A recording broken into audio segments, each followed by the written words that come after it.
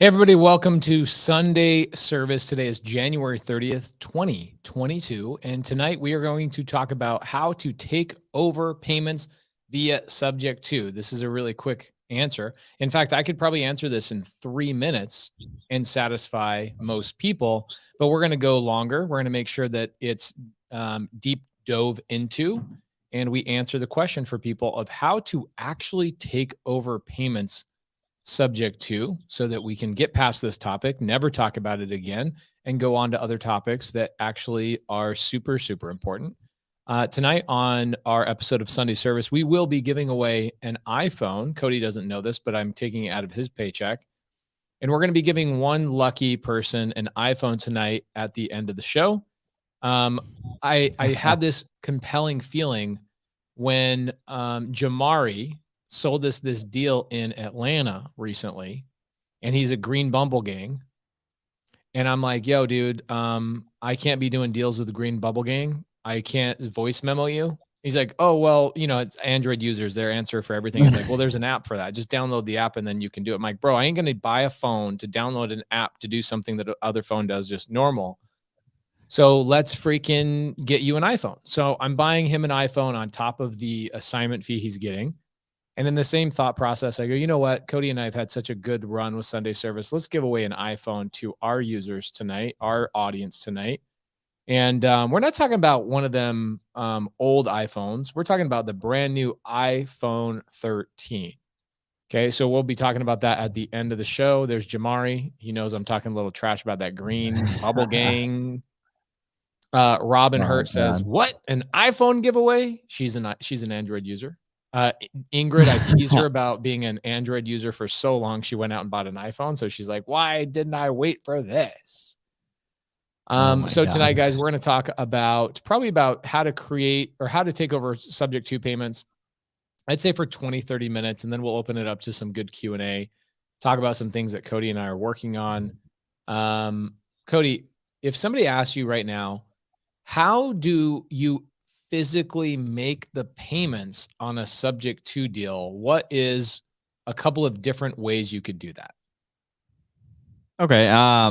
The first way is you can hire a servicing company to do that. So when you purchase the property and the loan that's already there, you can hire a third-party company called a servicing company that they basically handle all of the paperwork as far as, you say, hey, this is the property, this is the seller, I'm the buyer, here are all the different payments that have to be made. They're going to essentially just handle that, those payments being made every month where you pay the servicer. The servicer is then going to disperse those payments to the lender that's taking those payments. So that's one of the simple ways, one of the really good ways to do it, and how we typically set up ours. Another thing that people can do is, typically, because we are in the 21st century, most sellers have a portal online where they can log into their account online and be able to go in and make the payments directly on there. And you can just get the login for that and be able to go in directly and make the payments that way as well. That's another way that you can do it. Okay, so this one's pretty simple. I'm going to pull up a servicing arrangement from a deal we had a couple of years ago with Carrie Persons from Magnus. So Perfect. Here you guys go. Home Key Servicing is one of probably 15,000 servicing companies out there. We ended up using, I don't know, we probably have 10 different servicing companies between all of our deals, because sometimes the servicing company will be suggested to you by the title company who's closing the transaction. They'll go, hey, we really like Home Key Servicing. And so we'll set up this paperwork, right? Answers all these questions, and it goes on and on. You submit it to Home Key. And then essentially what Home Key does is Home Key does something pretty magical. Check this out. For any of you that don't know the answer to this, but let me show this to you real quick. Let me do full screen for me. Cody is eating some sort of tasty treat. So let's let him enjoy that tasty treat for just a second. Okay. All right. So on a service with a servicing company, let's say I buy a house. Actually, I've got a really good one. Ooh, this is really good. I've got a house on Willow Way in Atlanta, Georgia. Okay. This is a really good one. A lot of people don't know this, but Cody and I have got a deal in Atlanta. Willow Way has one loan is a sub 2 deal. A second loan is sub 2. A third loan is sub 2. A fourth loan is seller finance. And the fifth loan is a private money lender. So there's actually five loans. Yeah. So let me pull this up because this is really, really good for a lot of people to see. When you look at a settlement statement or a HUD, let's look at Willow Way final document so you guys can see this. It's very cool. It's kind of funny to see this particular deal because it's like, wait, what? How many deals are there? All right, let's turn this sideways so you guys can see this. Ooh, it's so good. Share this. Do you guys enjoy it when we share our screen and we actually show you real stuff that most people would never even have to show you? So check this out, line 507. Can you see this okay, Cody? I can see it better now. Yeah, that looks good. Okay, so subject to loan from Penny Mac, subject to loan from HUD, subject to loan John A. Marshall. 3 subject to loans. Okay. Then we ended up creating a seller finance note as well on top of that. And then we also ended up getting a private money lender to come in and pay for, this turned into an Airbnb. So a private money lender came in, paid for the furniture, the closing costs, all that kind of stuff. So this is a lot, right? This is a freaking lot to pay out. So a lot of people go, well, how are you making these payments? Because this one is to Penny Mac. This one's to HUD. This is to a private lender. This is to the seller finance note. It's a lot, right? So essentially, here's what happens. We have a bank account, and the servicing company takes out roughly, they deduct from our account $2,400 a month. And they take that money and they disperse that money to 1, 2, 3, 4, 5 different people because there are 5 different loans on this. And they also, on top of that, disperse that to 6 and 7 taxes and insurance because none of the taxes and insurance are escrowed on this deal. There are people in this live right now. They're like, wait, what? What does that mean? Escrow and taxes, insurance, not escrowed. I have no idea what that means. Guys, that's another topic for another day if you don't understand that. But the servicing company is who actually makes all these payments for us. So they log into the portal on the seller's the seller's current mortgage, the old seller's current mortgage. They log in, they make the payment, they send out an email, and then we get an email every single month based on the payments that are being made. Let me pull one up and so you guys can kind of see what these look like. Let's see. I think the people that are the best at least the ones that show up. I'm unfortunate. I don't get a lot of the servicing emails because you guys keep all the fun stuff for me. So I just have to I'm lucky on some of the stuff. So check this out, guys. You'll see West Star customer service, August 3rd, 2021, making a payment. It breaks down like principal amount, borrower fees, all that kind of stuff. And you'll see who's being notified, right? So our bookkeeper's being notified, the seller's being notified, all that kind of stuff. That is what a servicing company does. And you get that report every single month on properties that you have serviced. So there are so many amazing things about servicing a property above and beyond just keeping things organized and making sure the payments are being made. But essentially what a servicing company does is they take the money out of your bank account every month and they make sure that every single loan that you have taken over subject to, even that crazy hairy one on Willow Way, are all taken care of, all reported. Everybody gets emails. Everybody gets notified. The seller gets notified when their payments get made, all of that kind of stuff. Mike says, how did you get that deal? What was the rehab to get it ready for Airbnb? That deal came from one of our students. Jeremy Gonzalez actually sold us that deal. And it cost, I think, about 15 grand to get the Airbnb up and going. How much does a servicing company typically charge, Cody? I mean, depending on the different things that you're having them do, $10, $15 a month. If they're servicing multiple notes, they could charge a little bit more. I mean, it depends is the real answer. Depends on the company, the services that they're offering for you, but 10, 15 bucks a month generally. Right. So when you get a really complex deal like that one on Willow Way, it can get rather expensive. It can get all the way up to kind of crazy. It can get up to like $37, almost unaffordable. Guys, it's incredibly affordable. Use a servicing company to take care of these payments for you. And so there's a couple of reasons why you should use a servicing company. We'll give you other ways that you can take over payments and how the payments get made and all that kind of stuff in just a moment. But multiple reasons why you should use a servicing company. One, it keeps the seller up to date. Two, it keeps your records organized. Three, when you go to refinance or you go to seller finance or you go to do something with the property, the servicing company is a really great tool to leverage for all the documentation, all the paperwork, et cetera, making sure that it's kind of like servicing your vehicle every single month and keeping all your receipts so that when you go sell your truck and you go, oh yeah, I've taken great care of it. It's like, have you really? Yes. Here's all the receipts of all my servicing and all the parts I've purchased and every little piece of documentation. You're going to feel super comfortable buying that deal. And it's the same thing when you have a property being serviced by a licensed servicing company. You feel super comfortable taking over a deal, or you have benefits of refinancing. Here's a really great one. If you buy a property subject to, and you are servicing it, and then you sell that on a lease option and you service the lease option as well with the servicing company, your lease option tenant actually can refinance that property, not have to go and do an initial purchase. And the reason being is because you're servicing and showing a future lender that lease option tenant is actually making their payments. It's very, very cool. So, Cody, besides a servicing company, which is pretty obvious benefit, what's another way that you can make a payment on somebody else's subject to loan?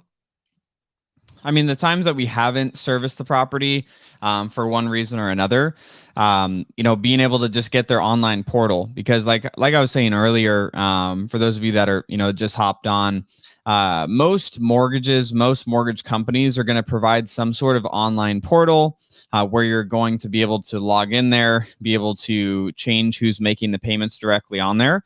Like I know, for example, the personal house that I used to live in on McClellan Road, when I bought that subject to, all I had to do was just log into their portal. I changed it from it drafting from the previous seller's account directly for my account and set up auto pay. And that was about it. And it was very simple.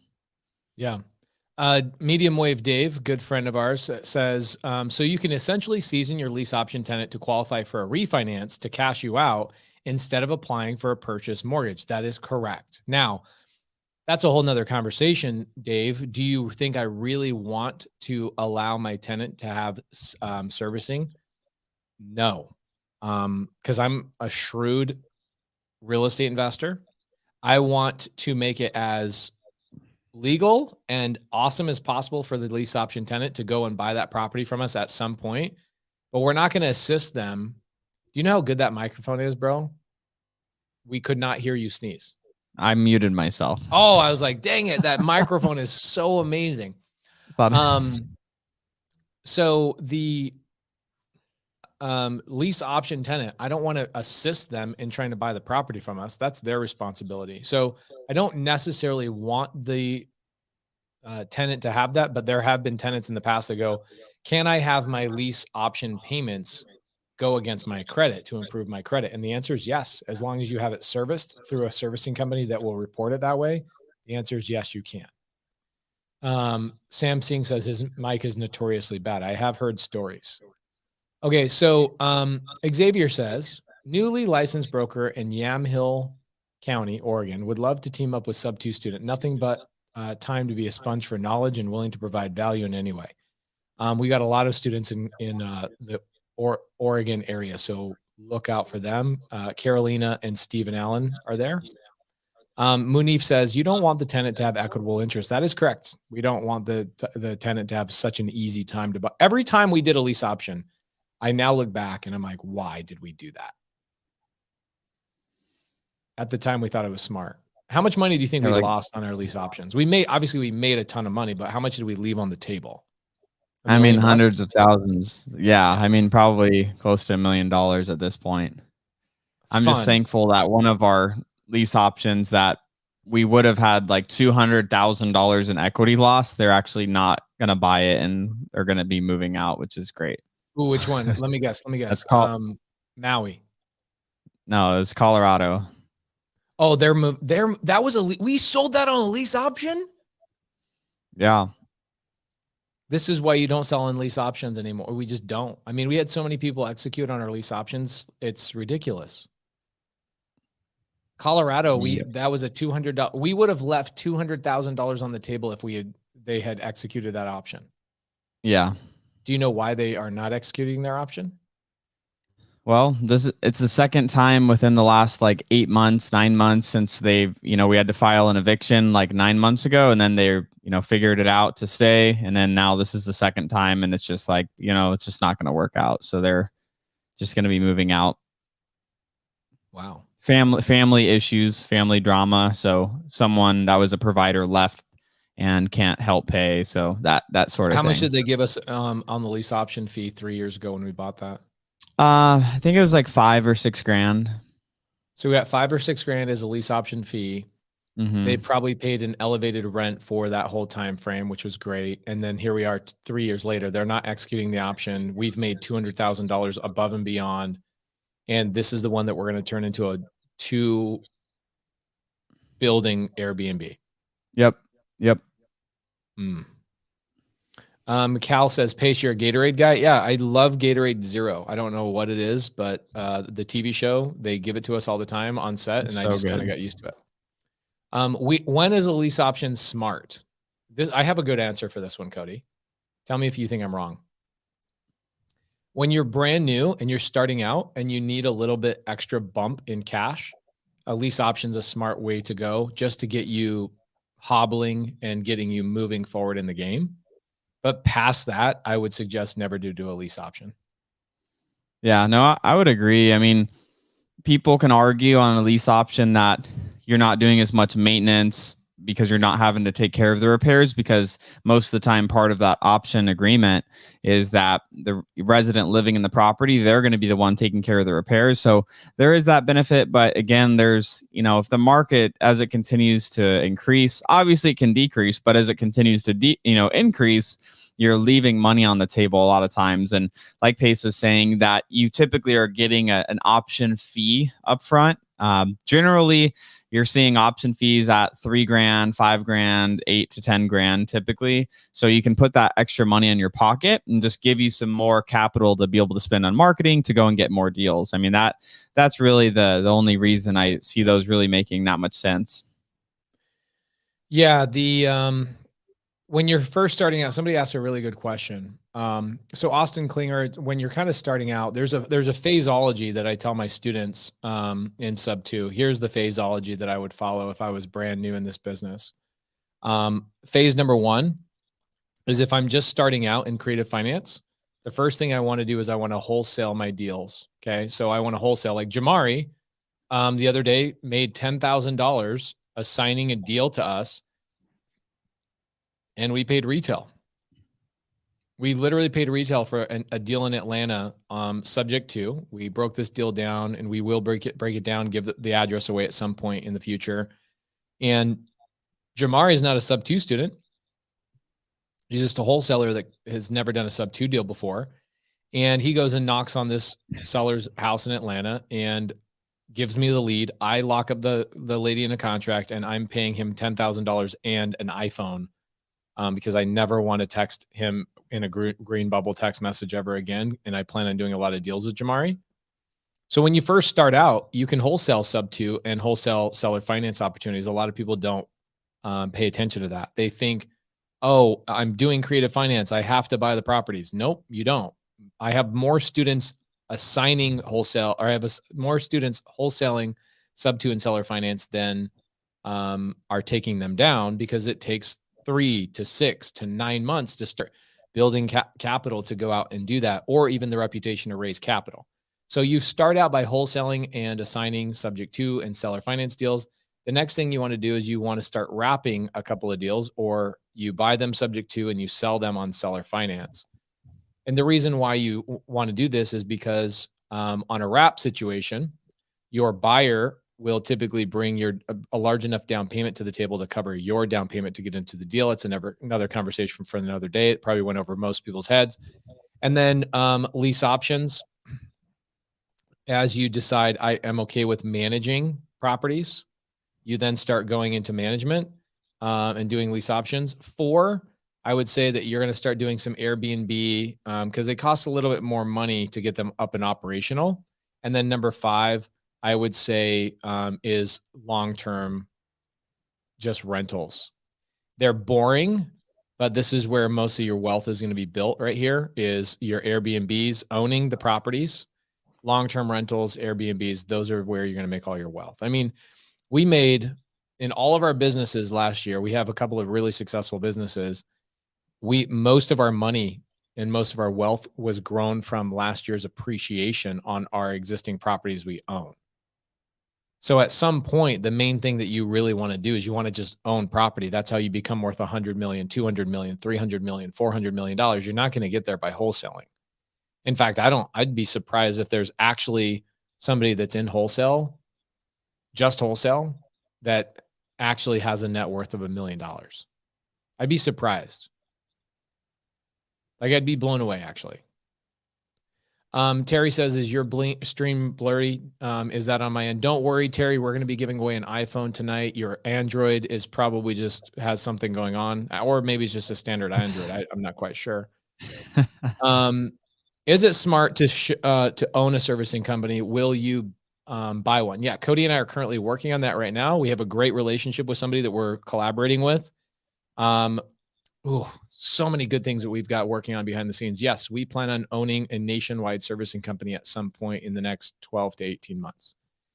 How do you organize this with the seller? Does title take care of the mechanics once the subject to is on contract? That is correct. The title company, a lot of times, the title company that we're using for the Jamari deal in Atlanta, yes, they do handle the majority of everything. The paperwork is done by us and our attorney, and the closing attorney and the title company, depending on what state you're in, they are the ones that take everything to the end zone. Okay, Cody. Let's see here. Ooh, here we go. Answer this one for us. How come when you buy from wholesalers, you can buy sub to, but when I try, it's cash only? Well, typically the deals that are being brought to Pace and myself, they're usually cash deals that don't work as cash, but the seller's open to other options. That's the reason why. It's not that wholesalers typically, not to say this doesn't happen, but typically wholesalers aren't locking up deals that are ARVs 300. They're buying it at 310 and trying to sell it to us for 320. It's typically they have a deal that's a little bit too tight to be able to wholesale it cash, but the seller is open to some other options creatively to be able to get that property sold still. And it gets converted typically into a seller carry or subject to transaction. And if Pace, if you have any insight on that as well, I mean, that's typically what I'm seeing. Well, I do have some big insight on this. I mean, you and I do buy a lot of deals from wholesalers cash, right? So like, yep. Let's pull this up. I'll show you guys. Again, we're all about transparency and honesty on this show. So if you guys look at this Slack channel, you will see all these active projects going on. Sandstone. Is that one done? Yeah, it's being interesting that we being chose listed that this file. week. Interesting. That's what Anna and Molly picked out together. Okay, cool. All right, looks good. Clean. It's listed. It's getting listed this week. Yeah. How much do you think we'll make on this? Probably like 50 grand, 40 grand. Wow. Okay. So this one, Laura found, correct? Yep. Okay. So Laura found this one from where, Cody? A wholesaler, right? A wholesaler. So guys, we buy deals. Look at this deal right here. 246 South Sandstone. Our team fix and flip this property. Who's our lender on this, by the way? myinvestorloan.com. And do we have a gap lender on this? We do. We have a private lender that did the gap funding. Love it. Love it. Love it. Okay. So let's see here. Oh, Lemon Street. This is a great one. This is an Airbnb that came from a wholesaler. That was a cash deal. Val Vista Drive. Oh, that's our That's office. our office. Okay. Conestoga. Where'd Conestoga come from? We bought that from Frank West. A wholesaler, basically. Yep. So guys, we do buy a lot of cash deals from a lot of wholesalers. Okay. It's absolutely part of our strategy is to buy cash deals from wholesalers. We buy deals from anywhere we can. However, Cody, what's gap lending? Ooh, I like that. Horacio. So gap lending is typically just the gap of whatever funds are needed, either for a down payment for the property or the renovations of the property, or it could be a little bit of a mixture of both on that. It's just anything that's required to get in either into the deal and or getting the property renovated and getting the project done. Typically is what that gap lending is used for, how we use it in our business. The word gap is very, very literal. Okay. There's a gap. So let's say that I go to Cody and I use My Investor Loan. We used to use a different company for a long time, but let's say Cody and I use myinvestorloan.com, and the rate in which we get, let's say what would you say our average purchase price is on a cash deal, Cody? Like right now, I mean, I would say probably like $350, just because prices have went up. $350. We have a company called My Investor Loan. We do not own this company, myinvestorloan.com. This is where we get all of our rehab money. We get a lot of our long-term BRRRR money. So a lot of times, guys, we don't talk about the BRRRR strategy. I don't like talking about the BRRRR strategy because it doesn't really help a lot of newbies. BRRRR strategy is not for new people. Myinvestorloan.com gives us, now I'm not saying they'll give you 90%, but we have a track history. So they give us 90%.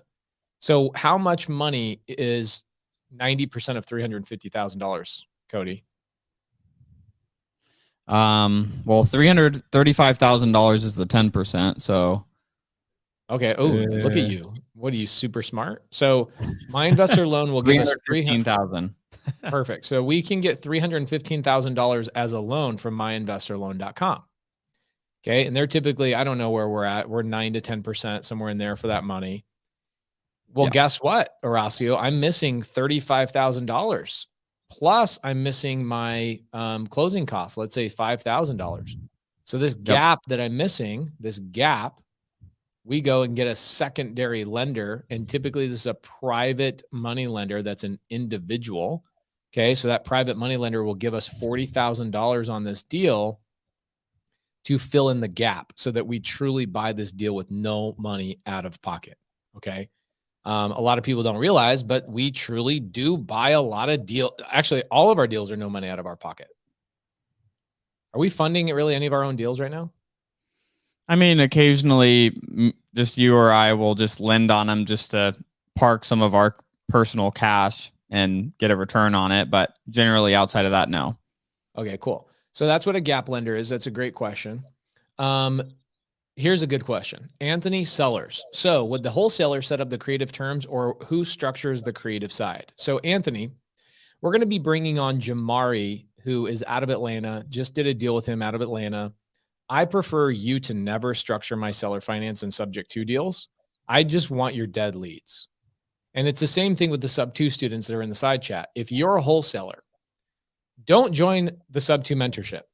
Okay. Don't join the sub 2 mentorship. What you should be doing is creating friends in the side chat with existing sub 2 students and bringing your dead leads to them and letting them handle the conversations with the sellers and then pay you a fee. Okay. Now, sometimes that fee is $500. Depends on the deal. Sometimes Cody and I have paid as high as an $80,000 assignment fee on a subject to deal. It depends on the deal. But we prefer to structure and talk to the seller ourselves. I don't want to necessarily buy a deal from you as a wholesaler that are not educated on how to talk to a seller. Definitely, you don't know how to do the paperwork. I can tell you right now, the paperwork you're going to put together is so bad. You probably went on like one of our friends' websites, like Jerry Norton's website or Brent Daniels' website, and you got a wholesale contract, and you're going to go and try and buy a subject to deal with a wholesale contract thinking, oh, this is great, I can assign it. You need a specific set of contracts and a specific set of addendums. So absolutely not. I do not want you to ever sell me a deal. I know when a wholesaler goes, hey, Pace, I've got a sub 2 deal. I go, perfect. Let me talk to the seller. And they're like, oh, I already got it under contract. I go, great. Let me talk to the seller. Because I already know you've messed up the paperwork. I got to go unravel what you've done wrong. And we've got to fix and open title with a company that actually knows what they're doing. So for us, I prefer to have you send us leads and opportunities that you don't have the capability of closing. It's more fun that way. And then I'll ask Jamari. I shared the seller call with Jamari after I closed his seller so that he could go back and go, oh, I learned what Pace said and how he did it and what the goal is and all that kind of stuff. Bring us those opportunities. Bring us the dead leads and we'll help you guys close those. By the way, guys, thank you. 500 people showing up to Sunday service means a lot.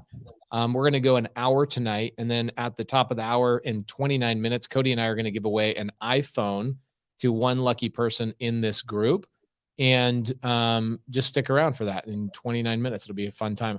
I really want to get rid. I think Jared Frankham still has an Android. I really hope he wins the contest. Yeah, my wife is in here. So thank you so much, Laura. I appreciate that. Cody, where do I get gap lending? Oh my God. I mean, maybe go watch last week's Sunday service where we actually called one of our gap lenders live on the show.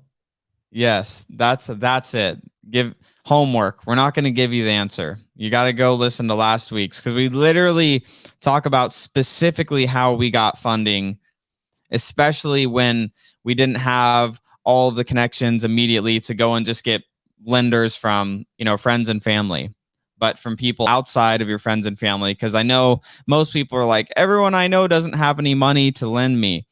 So I would say, yes, go listen to last week's Sunday service because we tell you exactly how to do it. Yeah, there you go. I like that. When we called, what's the typical interest paid on gap lending, Cody? Typical for us or typical for someone? I mean, typical for us, 8 to 10%. Typically, we're 8 to 10%. Some of our seasoned lenders that we've had for a really long time, we have really good relationships with. Maybe we pay a little bit more, but 8 to 10% is pretty standard. Love it. Giancarlo's asked this question about 22 times. It's very important for him that we answer this. And so we're going to jump on it. Thank you, Giancarlo, for being consistent and persistent. Seller is willing to sell me his property sub 2. He wants to move to Tampa. Is there a period of time he has to wait before he can get another mortgage there? No, he can get a mortgage immediately. Giancarlo, this is a question that if you were a sub 2 student, you would have already known the answer. You want to make sure that you know exactly how to do this. It's a very awesome technique. Cody and I have done this so many times. Let me actually pull this up. If you guys are a sub 2 student, let's see, debt to income. I made a post a couple of days ago. Okay. And all right. Yeah, there it is. I actually made the post yesterday at 12:30. Let's do a little screen share here. Share. Oops, my bad. Stop screen share. While you're pulling that up, I guess the playoffs were tonight. I didn't know that, but playoffs. Thanks everybody for football. Thanks for joining us, guys, instead of watching whatever football game is on right now. Cody and I are real men. We're sportsmen, guys. Sportsmen. We care about sports. Okay, so this is inside of the sub 2 private Facebook group, but here's a Zoom. If you ever wonder how to handle the debt to income ratio, watch this Zoom and start on hour 3. I break it down perfectly.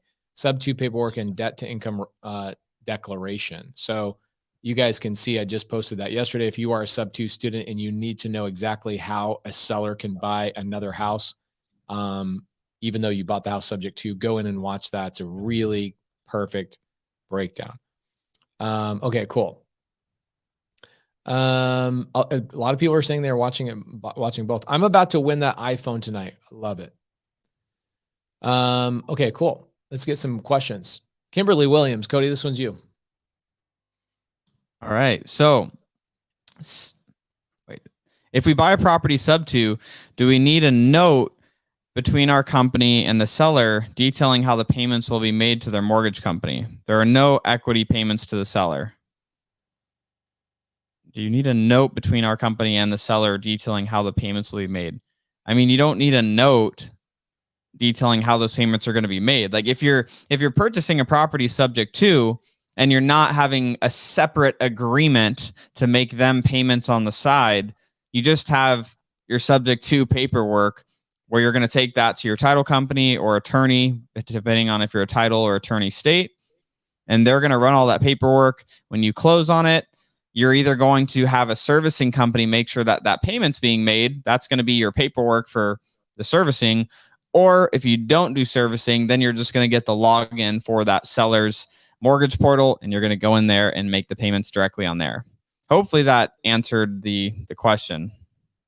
Kimberly says Evergreen Servicing Company is saying that we need a note. That might be a new thing. We use Evergreen and Westar and a bunch of other companies. We've never had to create one. So might be a new thing. Yeah, interesting. Cody, can we use a credit union for gap lending? The answer is no. Yeah. And why is that? Any institution ain't going to do that. They are not. What's the difference between an institution and a gap lender? Like why people don't understand the difference between a hard money lender and a private money lender. They think it's the same thing.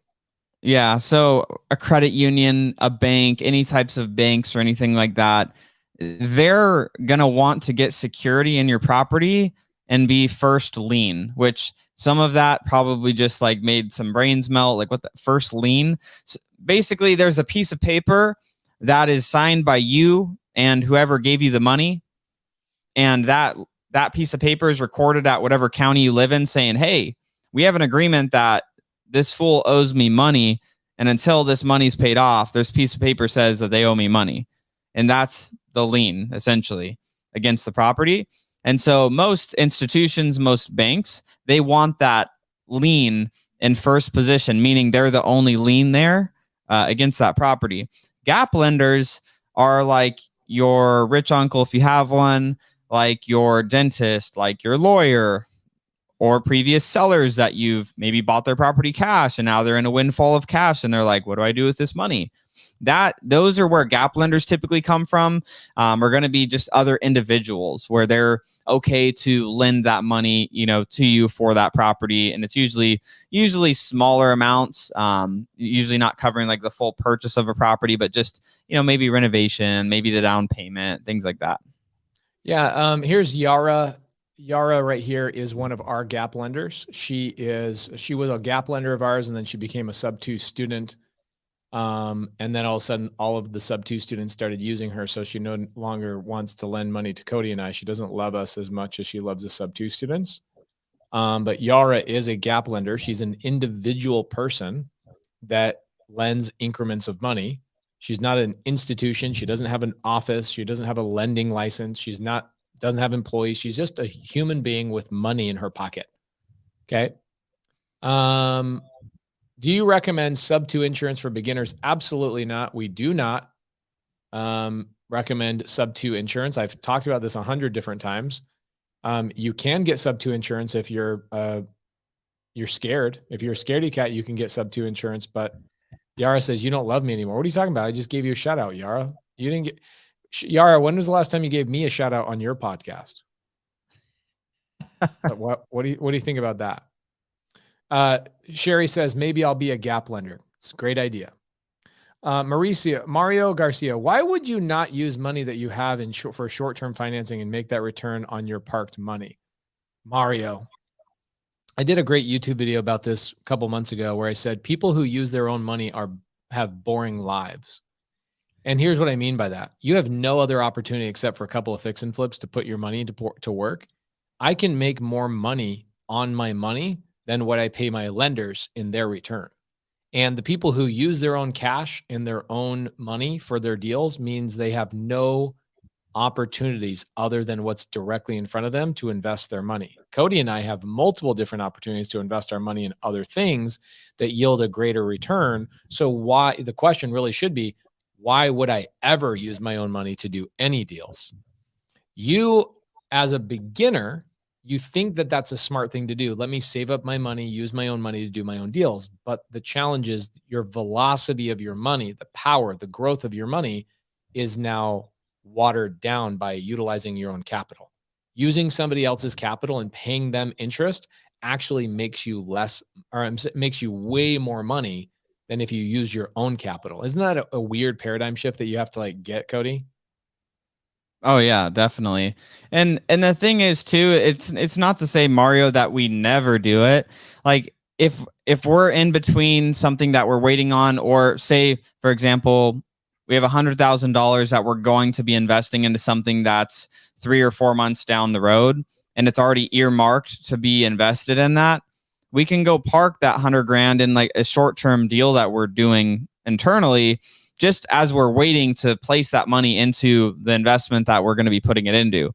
So it's not to say we don't ever do that. It's just we'll put it in, so then we could take it out to then place it into another investment. But generally, it just depends. Right. Alex Bishop, if you have a seller who wants to sell in sub 2, first step of setting up the paperwork is become a sub 2 student. And if you don't want to be a sub 2 student for whatever reason, then work with a sub 2 student. You're going to have a hard time finding an attorney, or you're never going to get a title company that will draft sub 2 documents for you. You'll never find a title company that will draft agreements for you in any capacity. They will never draft an agreement for you on a purchase. They won't do it for realtors. They won't do it for wholesalers. And they definitely are not going to do it for creative finance. You need to find your own attorney, spend the money, educate them on what you're looking for, hope that they have experience with subject to and seller finance, and pay them to do it and put that together. Or become a student, or give a deal to a sub 2 student and learn how to do the paperwork from an existing sub 2 student. There you go. Let's see this. Do sub 2 docs work for all of the, do sub 2 docs work for all of the US? Yes. My students, or the sub 2 students, have access to documents that work in all 50 states. Cody, do you suggest title insurance on an owner carry deal? Oh, always title insurance. Always title insurance. But there's got to be an exception to that rule, where that somebody on YouTube teaches about this all the time. People see it on Propelio. This guy is on Propelio talking about don't use title insurance for years. Professed it. There's got to have some exception to this rule. I don't have any exception that I believe in. I would rather have the insurance and not need it than need it and not have it. End of the day. All day long.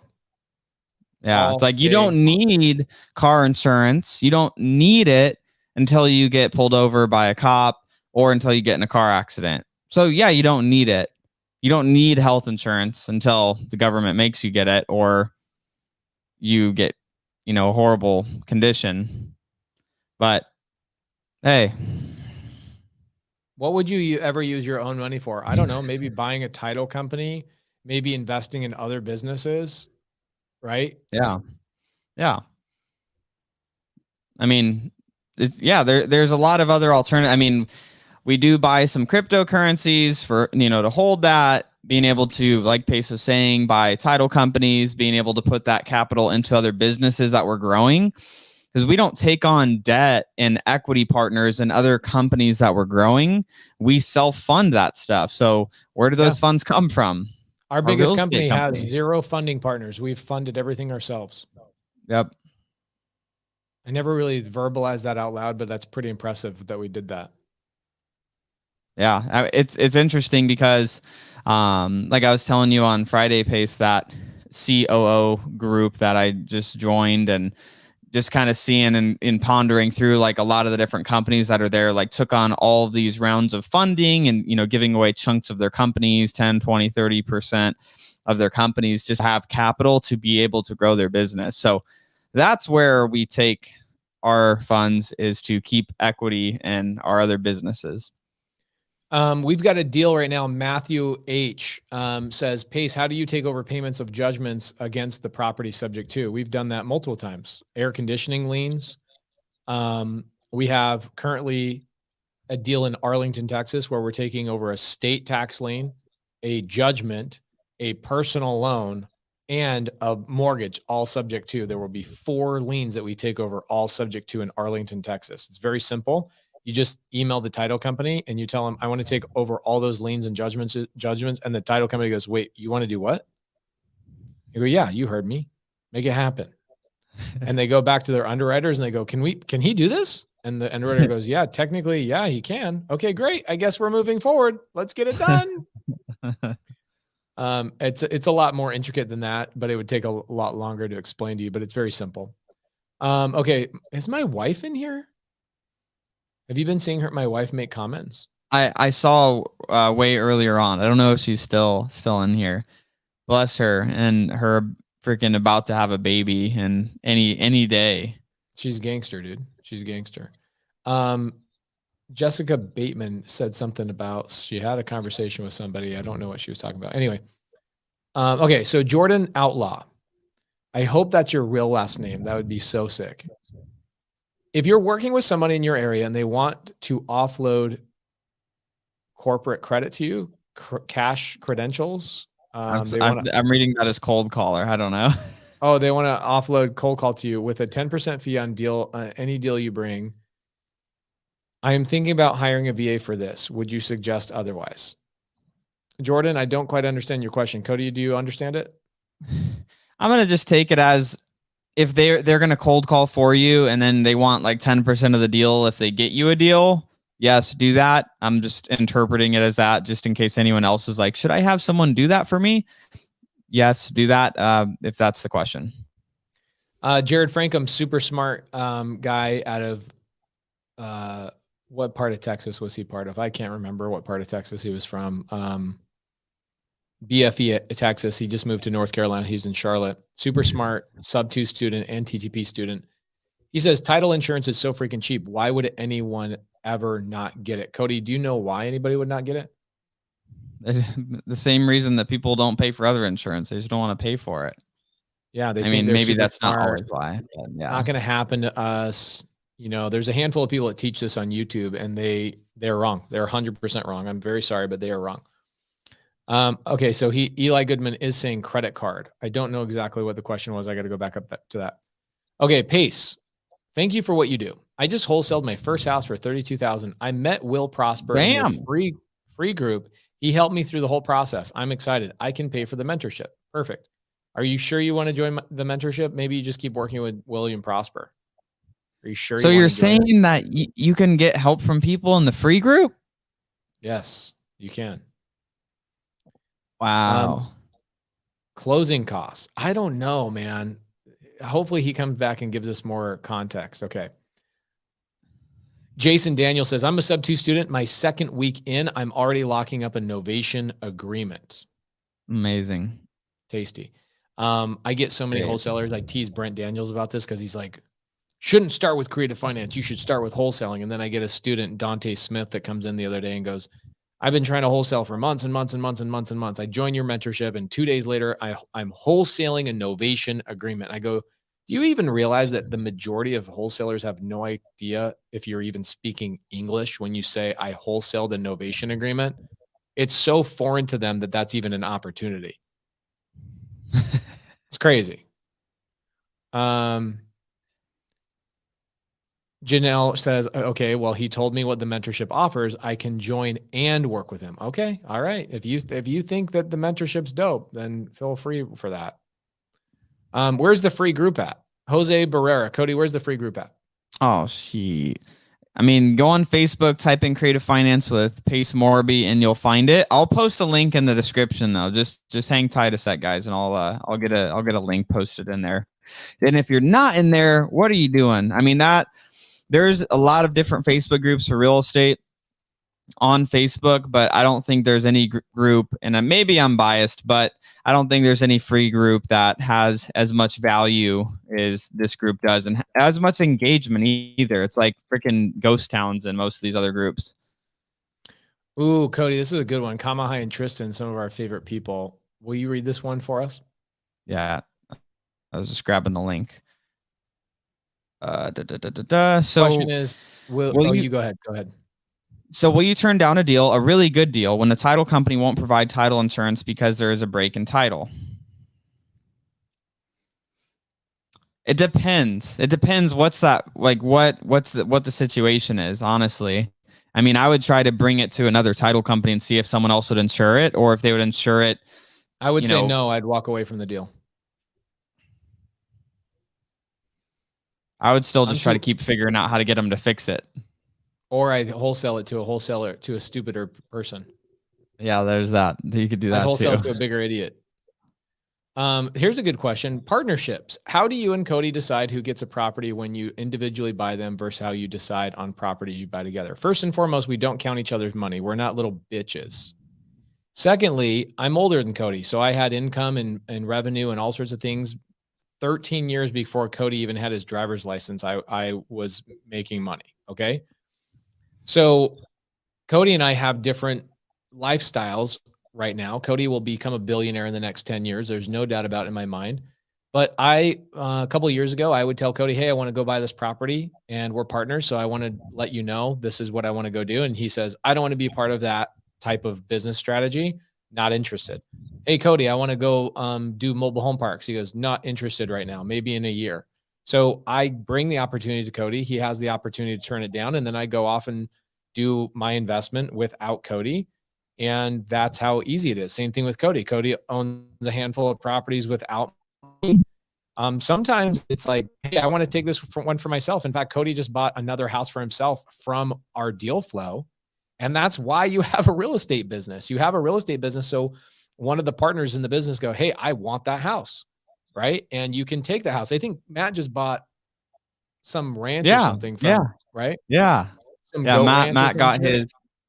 Yeah. You got an acre and a quarter in Queen Creek. Good house. And it'll be great once it's all remodeled. But I mean, yeah, that's why we do this. I mean, yes. And I saw someone ask, am I in the new house? I am finally moved in. And this is the first time streaming Sunday service here.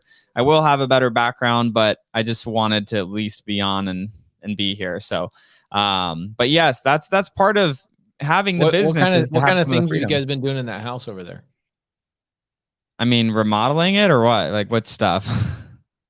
You know what I'm talking about. You guys been in there long enough to get deals done, lay down some deals.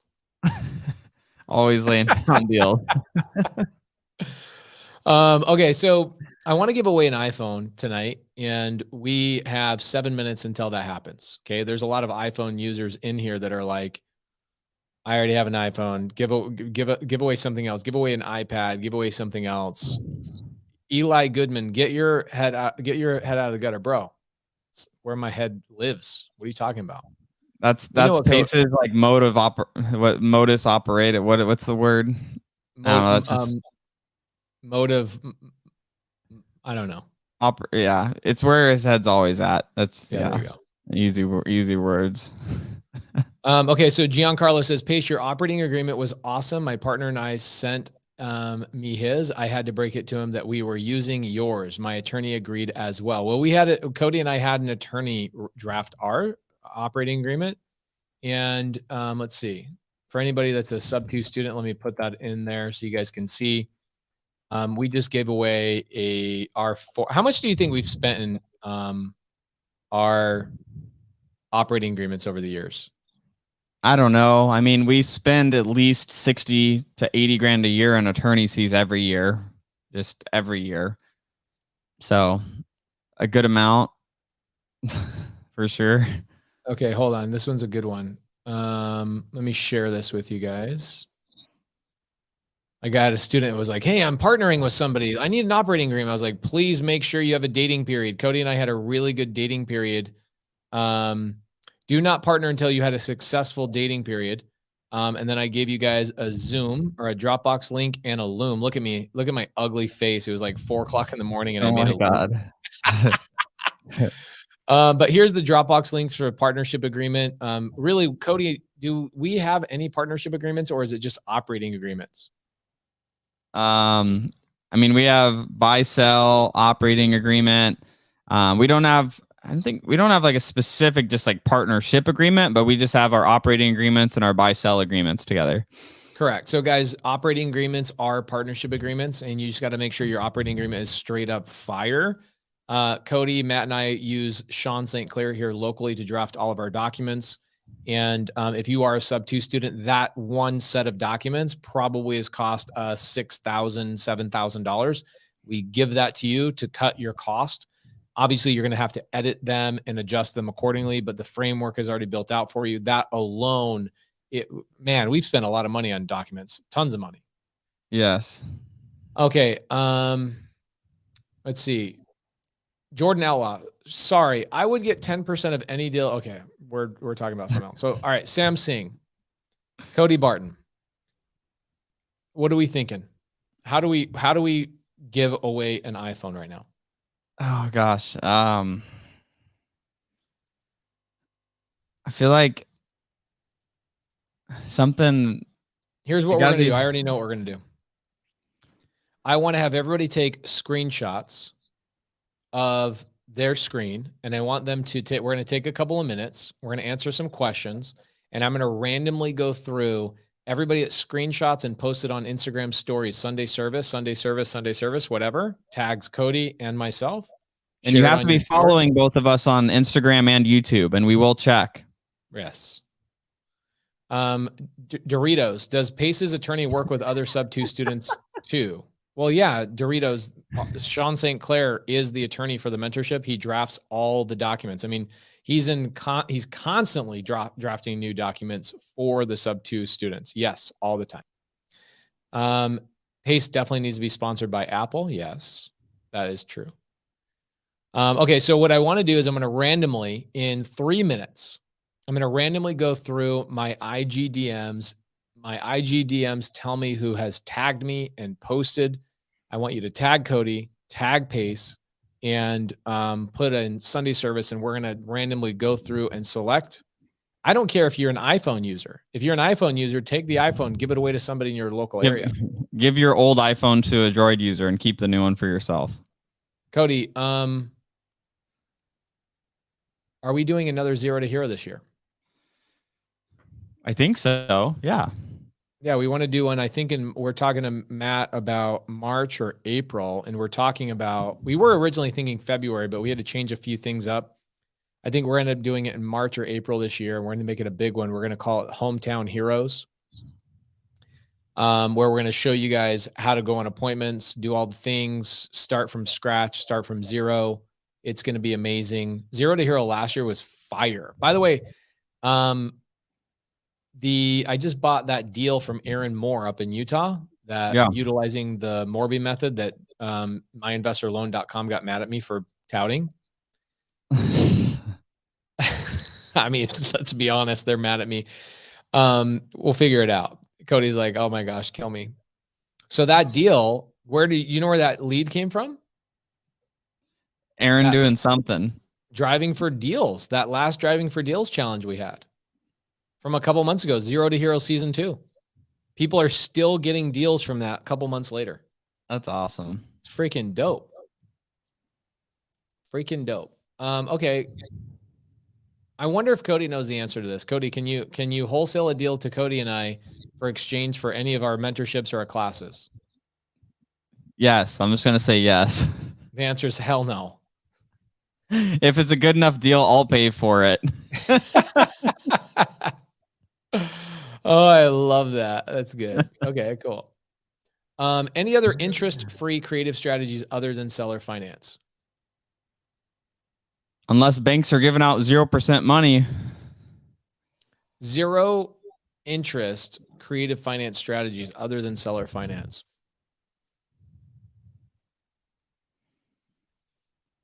I think in Denmark they have negative interest rates. I don't know if it's still happening, but that's insane.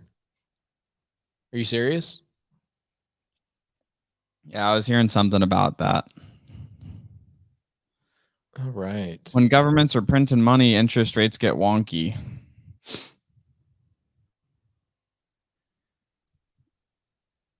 So we got a couple minutes to see who's gonna. So the person has to have subscribed to you on YouTube, to my YouTube, and then follow both of us on Instagram. Right? Or what were all the things? You have to be following both Cody and I, Cody Barton. I think it's something like Long Dong Cody Barton, I think is his Instagram name. Or is it Cody Barton official or official Cody Barton? Cody Barton official, because I tried to buy my name from the person that has Cody Barton, and he's like, I'll sell it to you for $100,000, and I'm like, okay.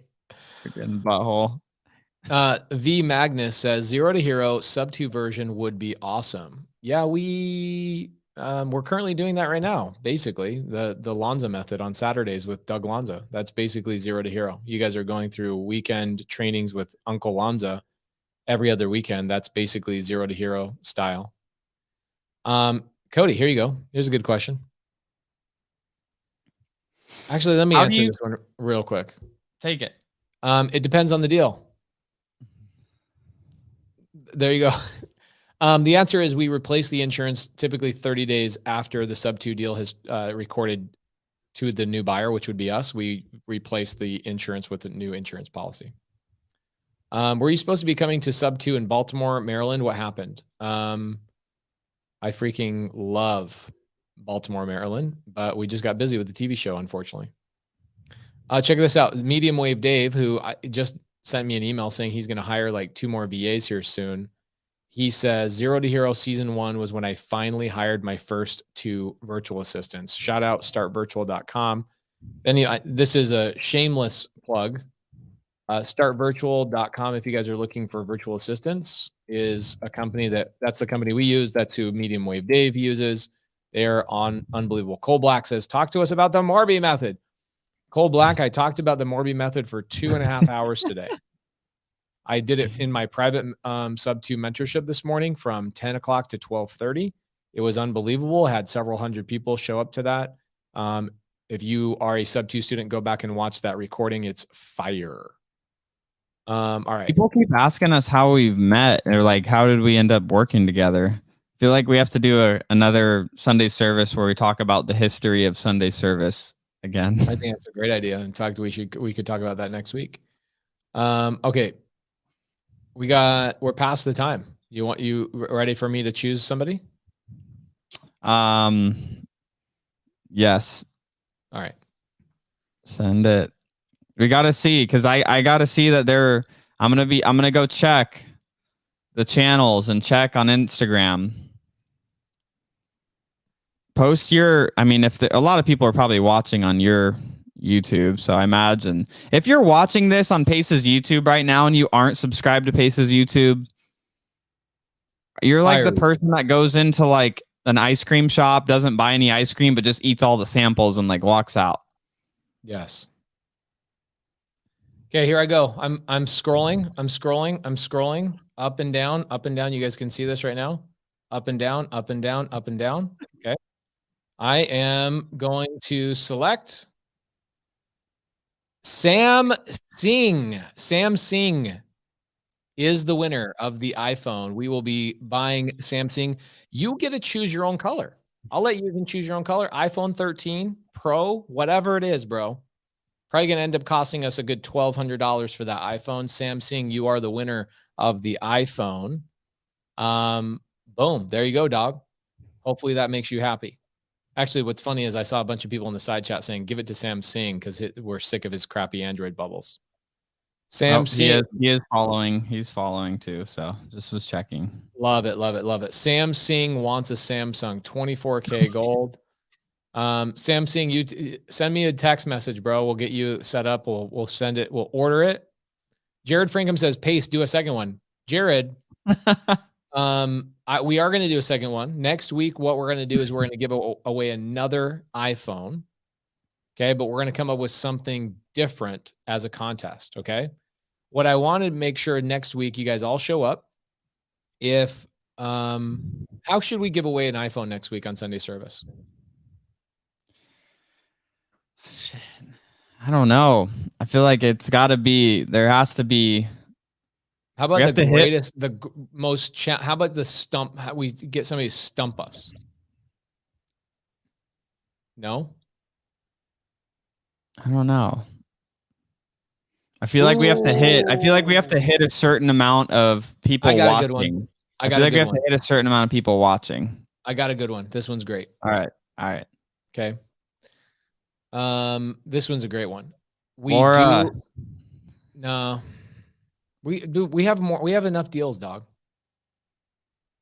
My wife is so sexy. 9 months pregnant, still going on dates, still getting laid. It's great. Life is good. My wife says no. Come on, babe. Thought you loved me. All right. So here's what we're going to do next week. Okay. We're going to go to the Facebook group, go to the free creative finance with Pace Morby Facebook group. Okay. And we are going to take and give away here's what we're going to do. This is good. We're going to give away 2 iPhones next week. How about that? 2 iPhones next week. Oh my gosh.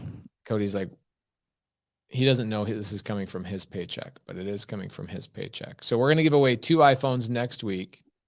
And both of them are going to be first and second place for who invites the most people to our Facebook group. Okay. You see, guys, we're at 39,900 members in the free Facebook group. Okay. And I want you guys to go in there. I want you to make a post. Here's the thing. There's 2 things you have to do. 1, you have to invite the most people to the Facebook group. And then 2, you have to have made 3 posts throughout the week asking questions or helping somebody else out. Okay. Pretty simple. Whoever gets first place gets an iPhone. Person gets second place. So we're not going to judge it between a couple. There's always somebody that blows it out of the water, right? We had somebody last year that invited 1,800 people to the Facebook group or something. And then the second runner up was 300 people. So you're always going to get somebody that blows it out of the water. We're going to give them an iPhone. We're going to give a second runner up an iPhone as well. Next week, Sunday service, giving away 2 iPhones to the person who invites the most people to our free creative finance Facebook group. And we want more people to join there. So we have more people for you guys to JV with. The link is in the side chat. And what should our topic for Sunday service be next week, Cody?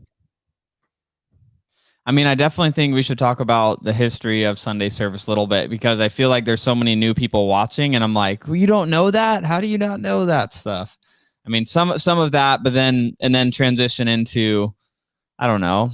What do you want to talk about? I know what we're going to do. We're going to do the history of Sunday service, followed by the top 10 most important things to know about creative finance. The top most questions, like due on sale, debt to income ratio, how to make payments. We're going to come up with the top 10 questions that everybody asks us over and over and over and over and over, so that when somebody's like, hey, I have a question about this, we just send them a link to that YouTube channel, that YouTube video over and over and over and over. All right. Ooh, Sam Singh says, I continue to be blessed by Pace and my community. Love you all. Absolutely. How about selling a sub 2 deal? We'll get to that probably in September of this year, because we're trying to go in chronological sequential order. Okay. Yeah. Tech Nino, we have 3 women that manage that Facebook group. We don't need fake accounts. We actually don't allow fake accounts in to the best of our ability. Sometimes they sneak through, but for the most part, our girls do a really, really good job. Okay. All right, Cody, you got any last words for Sunday service? Man, this week, everybody, I hope you have an amazing week. Hope you had a great weekend. Get out there, crush it. Whatever you're thinking about that you need to do in your business that you've been procrastinating on, just get out there, get it done. Get it done first you can beginning of the week, so you can stop procrastinating. And if you didn't know, Sunday service is on iTunes and on Spotify, so you can check us out on there. And if you're not already in the Creative Finance with Pace Morby Facebook group, make sure to jump into the group. We'll see you guys next week. Later, guys.